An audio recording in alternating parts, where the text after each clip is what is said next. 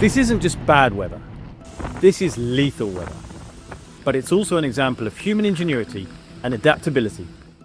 Welcome to World Reframed. I'm Duncan Hooper in London, and Ismail Akwe is in Accra.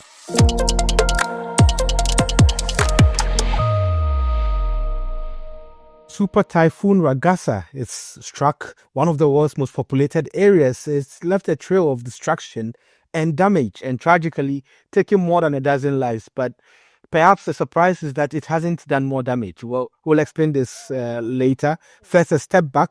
What is a typhoon and what is a super typhoon? The first thing you need to know is that a typhoon, a cyclone, a hurricane, they're all the same thing. The names just come from different parts of the world. Typhoons happen in the northwest Pacific Ocean.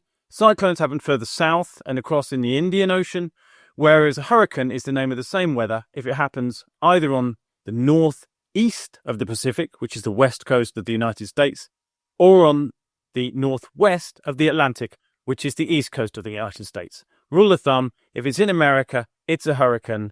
If it's not, it will be a cyclone in the southern hemisphere or a typhoon in the northern hemisphere. So it's just really a matter of local language. They're all the same thing. And what happens is that warm water evaporates from the ocean and rises upwards. And this causes air from the surrounding area to be sucked in really fast and fill up the gaps. And as this air warms, in its turn, it then rises.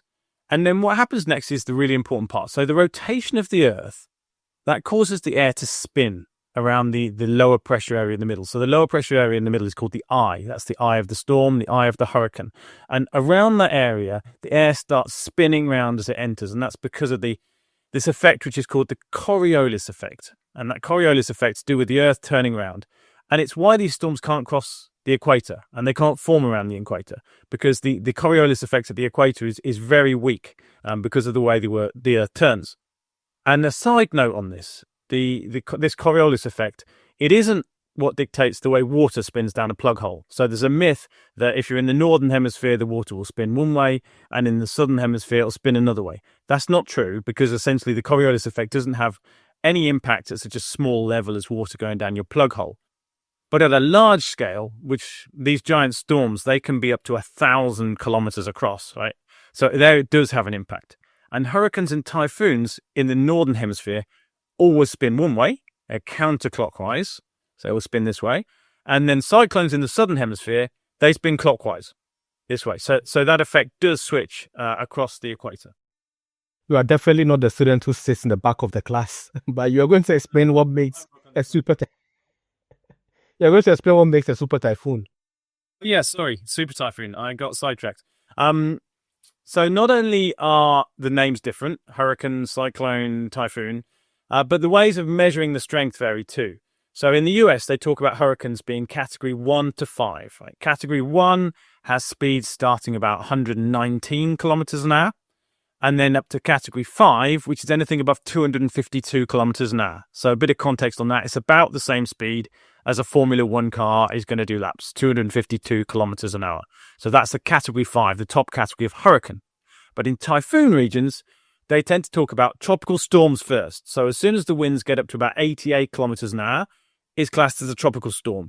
And then that goes up to a typhoon, which is more than 118 kilometers an hour.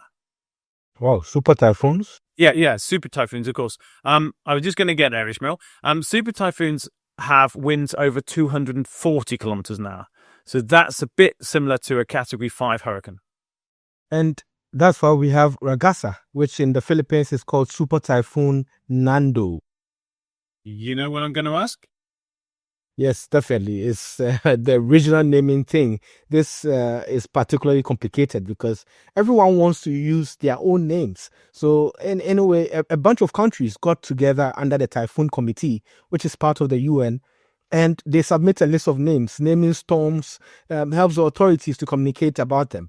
It makes them easier to relate to us real things. And they then rotate through this list, picking a name for each storm. Ragasa was contributed by the Philippines because it basically means roar or a loud rushing noise. But here's the thing, the Philippines actually have their own separate naming system that uses a set of alphabetical names which cycle through every 4 years.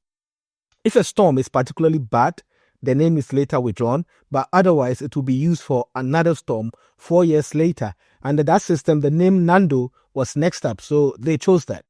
And why Nando? What does that mean? Well, nothing much. It's just short for Fernando. Something easy to remember, and I don't want to complicate this too much. Right.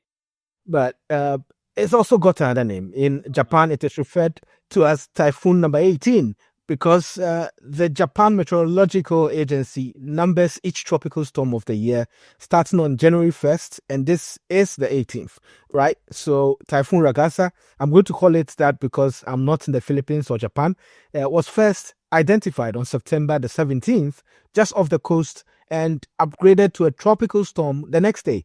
2 days later, it was officially a typhoon, and then almost straight after a super typhoon, it hit Panuaitan Island in the northern Philippines on September 21, that Sunday. It then moved over towards southern China. 14 people were killed, and when a lake overflowed in Taiwan, the number increased to 3 victims in the Philippines. Right, yeah. So 14 people killed in Taiwan, 3 in the Philippines. But then it hit this region of China, Guangdong.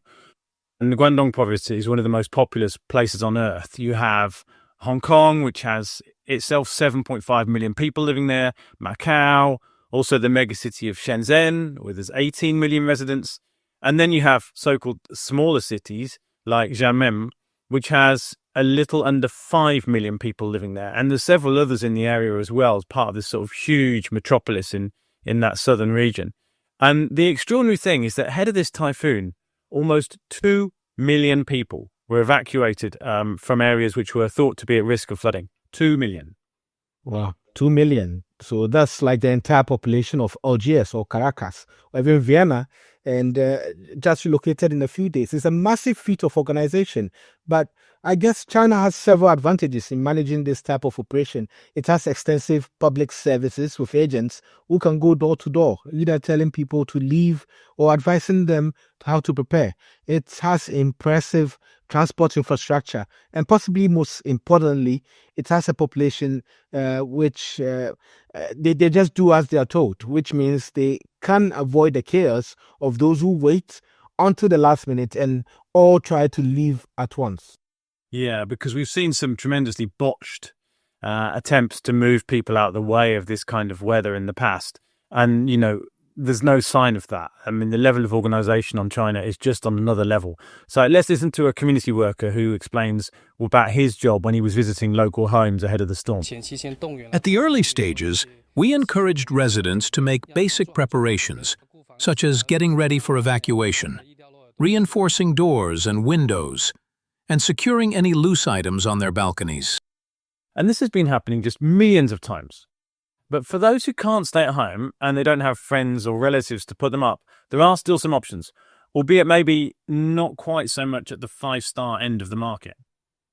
For instance, school hall in Shenzhen.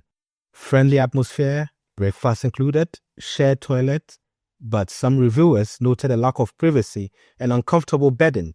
Of course, because of the censorship of Chinese media, we can't see or hear from those whose forced evacuation has been much less pleasant. But undoubtedly, shifting 2 million people in a couple of days is a massive feat and shows how well humans can respond to avoid disasters.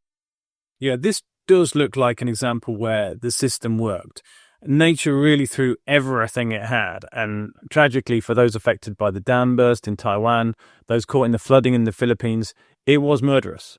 But with winds the speed of Formula One cars, with the storm surges lifting up the ocean, and with months and months of rain falling in just hours, the big cities withstood this storm. We'll leave you with a very stormy Zhuhai city. Please do share this podcast with your friends and leave us a rating. Until next week, goodbye.